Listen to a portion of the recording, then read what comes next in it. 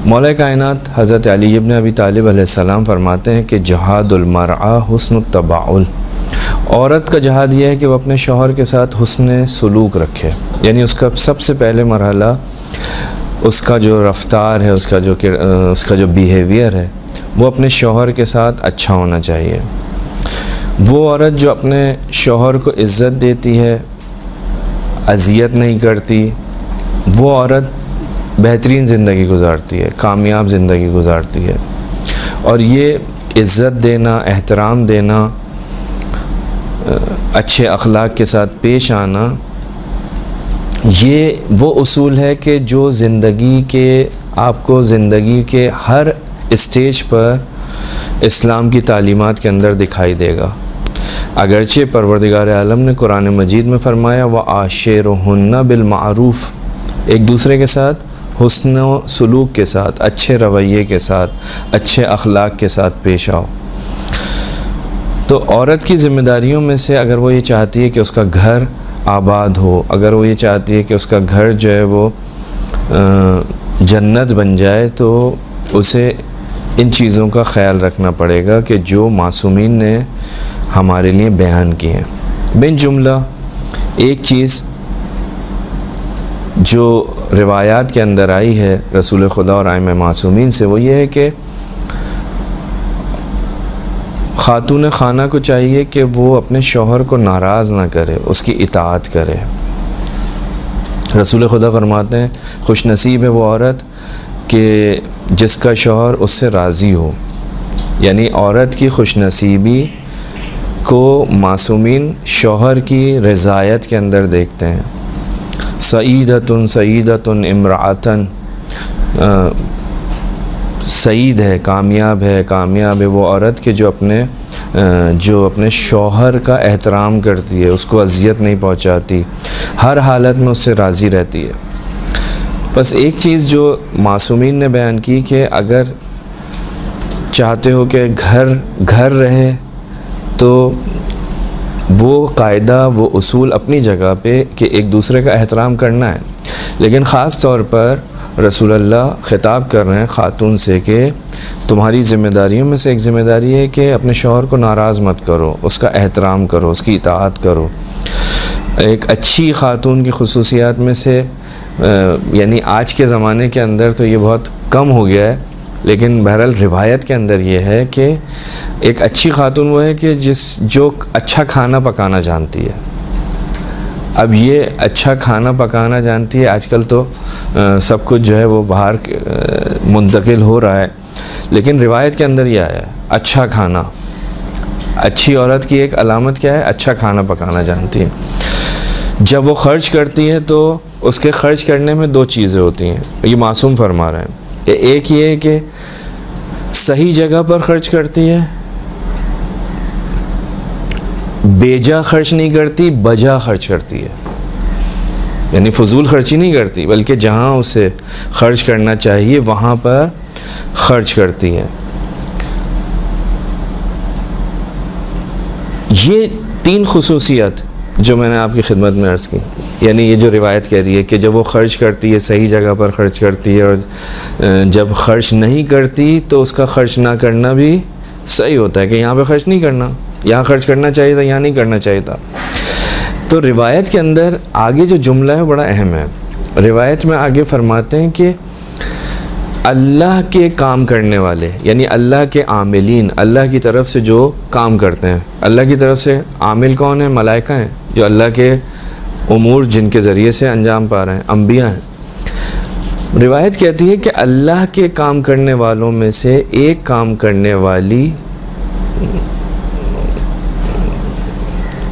ये औरत, एक काम करने वाली ये है जो इस तरह से चलती है अपनी ज़िंदगी के अंदर।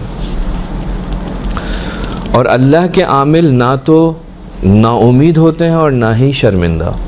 ये एक उसका रिज़ल्ट कि जो अल्लाह के आमिल हैं उनकी खुसूसियत यह है कि वो ना तो कहीं शर्मिंदगी उनके सामने आती है और ना ही वो किसी मकाम पर नाउमीद होते हैं। यानी अगर वो 3 काम जो कर रहे हैं, उन 3 कामों को करने का जो मासूम फरमाते हैं कि अल्लाह के काम करने वालों में से एक काम करने वाली है ये औरत। तो अब हाँ, और अल्लाह के आमिलों की खुसूसियत क्या है कि वो जो है कभी ना शर्मिंदा होते हैं ना नाउमीद होते हैं। यानी अगर ख़ातून इस तरह से चलेगी तो उसे कभी भी शर्मिंदगी का सामना नहीं करना पड़ेगा, कभी भी वो नाउमीद नहीं होगी। तो ये परवरदिगार आलम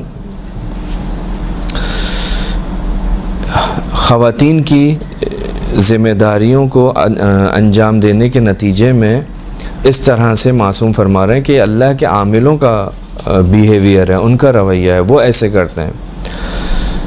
या बाज़ रिवायत में मिलता है कि बेहतरीन ख़ातून वो है कि जब उसे कोई चीज़ दी जाती है तो वो शुक्रिया करती है, और अगर ना दी जाए तो वो राज़ी रहती है, गिला नहीं करती।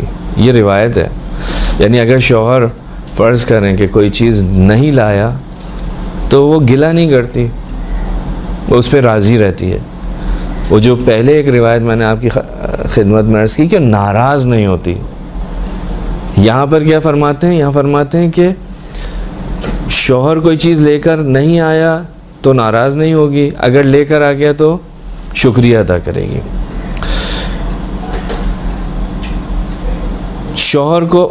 शौहर की हैसियत से ज़्यादा उससे तकाज़ा नहीं करती, ये बेहतरीन औरत है।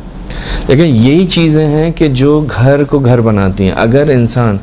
अगर कोई ख़ातून इन चीज़ों का ख्याल ना रखे, शौहर की हर इंसान की अपना एक माशरती हैसियत है, उसका लेवल है, अगर उससे ज़्यादा कि उससे तवक्को की जाए तो नतीजा क्या होगा? चंद दिनों तक वो मुमकिन है काम करे, मुमकिन है वो सीधे रास्ते से हट जाए, और मुमकिन है कि घर के अंदर घर का जो माहौल है वो ख़राब हो जाए। तो मासूम फरमाते हैं कि बेहतरीन औरत क्या है? वो है कि जो शौहर को क्या करती? मजबूर नहीं करती, शौहर की ताकत से ज़्यादा उससे सवाल नहीं करती।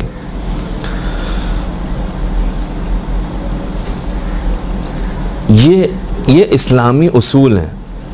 हम लोग कभी कभी क्या होता है, हम इन इस्लामी उसूल को छोड़ देते हैं और हम अपनी ज़िम्मेदारी को जो है ना सिर्फ़ और सिर्फ देखते हैं हराम और वाजिब के अंदर।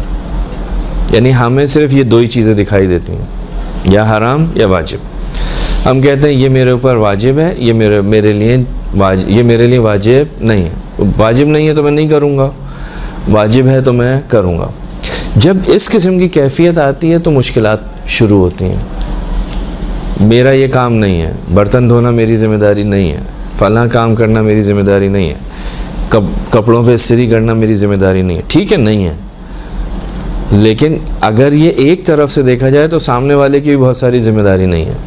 और बस जैसे ही ये चीज़ ज़िंदगी के अंदर आएगी, घर के अंदर आएगी, नतीजा क्या होगा कि वही जो बैलेंस था वो ख़राब हो जाएगा।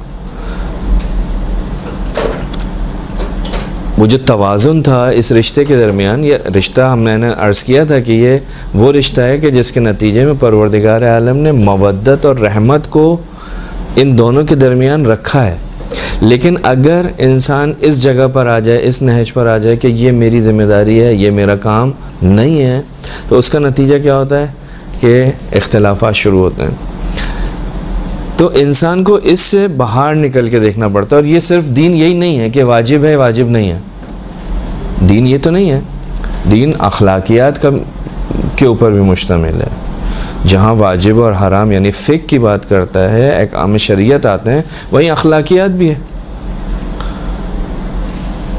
और ये कुल्ली कानून है इंसान का कि आपने मोहब्बत के साथ रहना है। तो अब यहाँ पर घर को बेहतरीन घर बनाने के लिए इंसान को थोड़ी सी कुर्बानी देना पड़ती है, थोड़ा आगे बढ़ना पड़ता है। जब कोई ख़ातून अपने शौहर के घर में जाती है तो जो उसकी सबसे पहली कुर्बानी होती है, या मैं कुर्बानी ना कहूँ, इस्लामी अखलाक का जो तकाज़ा होता है वो ये है कि उस घर के अंदर सिर्फ उसका शौहर नहीं है, उस घर के अंदर दूसरे अफराद भी हैं, उसके वालिदैन भी हैं, मसलन उसके बहन भाई भी हैं, उसके अपने रिश्तेदार भी हैं जो उस घर में नहीं है लेकिन उससे ताल्लुक़ रखते हैं।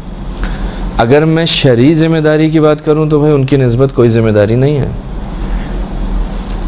जब औरत की ज़िम्मेदारी मसलन खाना पकाना नहीं है तो फिर दूसरों को तो खाना खिलाने की बात छोड़ दीजिए कि जनाब घर में अगर शौहर की बूढ़ी माँ है तो उसको खाना खिलाऊं, मेरी ज़िम्मेदारी तो नहीं है, मैं नहीं खिलाती। आप जो है वो कोई काम करने वाली रख लें, कोई खाना खिलाने वाली नर्स रख लें। इस्लाम यहाँ पर आकर उसके हाथ को बांधता नहीं है कि जी ये तुम्हारे लिए करना हराम है। इस्लाम क्या कहता है? इस्लाम कहता है कि तुम्हारा अखलाक, इस अखलाक का तकाजा क्या है, तुम्हारी ज़िंदगी जो है वो अखलाकी उसूलों के मुताबिक है या नहीं। तुम असन अखलाक को बिल्कुल रोंद के आगे बढ़ रही हो। अखलाक इस्लामी का तकाजा यह है कि उस शौहर से ताल्लुक़ रखने वाले अफराद, उनका एहतराम किया जाए। और ये सिर्फ शौहर से नहीं, ये तो अखलाक कुल्ली अखलाक है। यानी हर जगह पे कुरान मजीद क्या कहता है? क़ूलू लिन्नास हुस्ना, लोगों के साथ अच्छे अंदाज में, अच्छे अखलाक में पेश आओ। वो तमाम के तमाम लोगों के लिए हैं।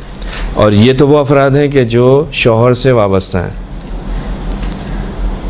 अखलाक का तकाजा ये है कि इनका एहतराम किया जाए, इनके साथ मोहब्बत से पेश आया जाए।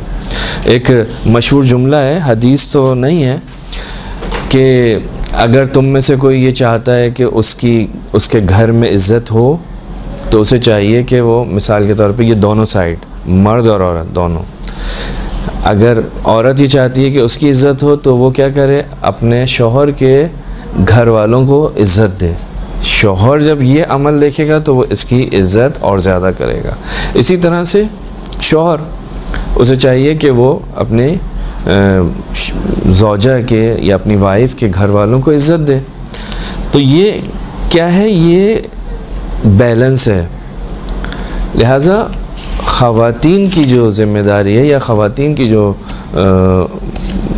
मसाइल हैं, उसके अंदर वो सिर्फ़ और सिर्फ वाजिब और हराम को अगर देखने लगे तो ज़िंदगी गुजारना मुश्किल हो जाता है। और फिर ये एक बहुत सारी चीज़ों के, बहुत सारे शुबहात के, बहुत सारे एतराज़ात का सबब बनते हैं कि जनाब ऐसा कर रहे हैं या ऐसा कर रहे हैं।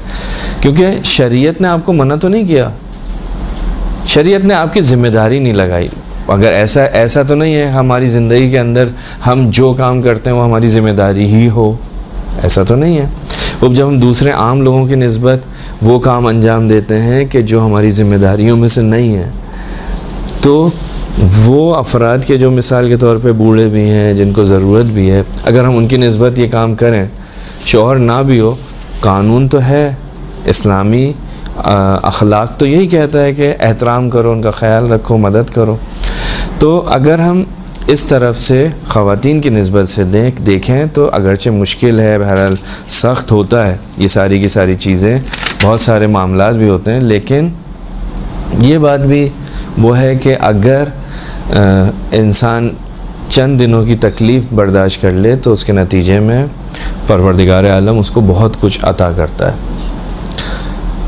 तो ये एक उस गुफ्तगू का ततिम्मा। एक सलवात पढ़ेंगे मोहम्मद वाले।